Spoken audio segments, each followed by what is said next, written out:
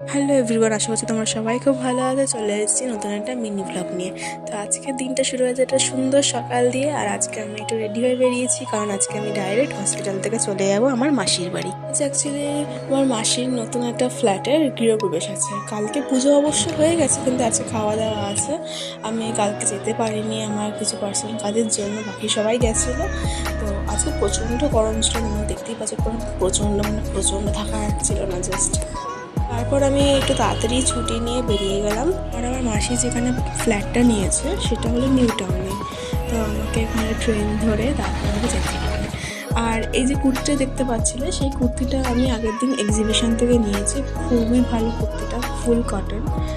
আর এখানে যেতে যেতে এত সুন্দর ওয়েদারটা হয়ে গেছিলো, আর হালকা হালকা বৃষ্টি আর রোদ। দেখতে দেখতে আমি স্টেশন পৌঁছে গেলাম। স্টেশনে গিয়ে আমি ফার্স্টে গিয়ে জাস্ট দেখো ভিউটা, মানে আকাশটা এত সুন্দর লাগছে। এক পাশে মেঘ আর এক পাশে পুরো আলো, মানে সূর্যের আলোটা এসে পড়ছে।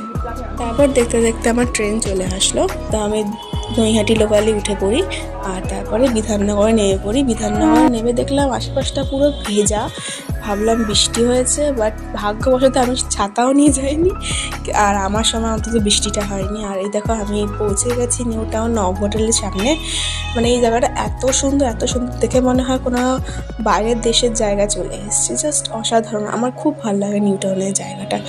আর দেখতেই পাচ্ছ আমি প্রায় পৌঁছিয়ে গেছি। আর এত সুন্দর সারাউন্ডিং, এত সুন্দর পরিবেশটা, ওয়েদারটাও এত ভালো হয়ে গেছিলো। কিন্তু হ্যাঁ, পরের দিকে প্রচণ্ড গরম পড়ে। আর এই দেখো আমার মাসির ঘরে ছোট্ট করে একটা পুজো হয়েছে। আগের দিনই অ্যাকচুয়ালি হয়েছে, সব গোছানো হয়ে গেছিলো এই বাসটা দিয়ে। তারপর আমরা খেয়ে দিয়ে আবার সবাই মিলে বেরিয়ে পড়ি আমার পিসির বাড়ির ফ্ল্যাটটা, মানে পিসির ফ্ল্যাটটা দেখার জন্য। ওখান থেকে বেশ অনেকটাই অ্যাকচুয়ালি আমার পিসির বাড়ির ফ্ল্যাটটা।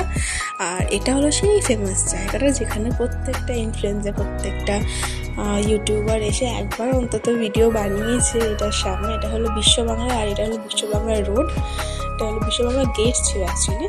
আর উপরেই রেস্টুরেন্ট, তোমরা সবাই জানো, এটা আলাদা করে বলার কিছুই না। আর দেখো সারাউন্ডিংটা জাস্ট অসাধারণ। আমার পাশে আমার বোন বসেছিল, ওর অজান্তেই আমি এই ভিডিওটা বানাই। অ্যাটলিস্ট এই ভিডিওটা দেখার পর আমাকে একটু যদি অ্যাপ্রিসিয়েট করে। যাই হোক, মজা করছিলাম। তো অ্যাকচুয়ালি আমার পিসির বাড়িটা একটু ভেতর দিকে, মাসির বাড়ি না, পিসির বাড়িটা একটু ভেতর দিকেই। আমরা অ্যাকচুয়ালি প্রথমে গুলিও ফেলেছিলি কোন রাস্তায়, অ্যাকচুয়ালি সবই এখন আন্ডার কনস্ট্রাকশন বিল্ডিং।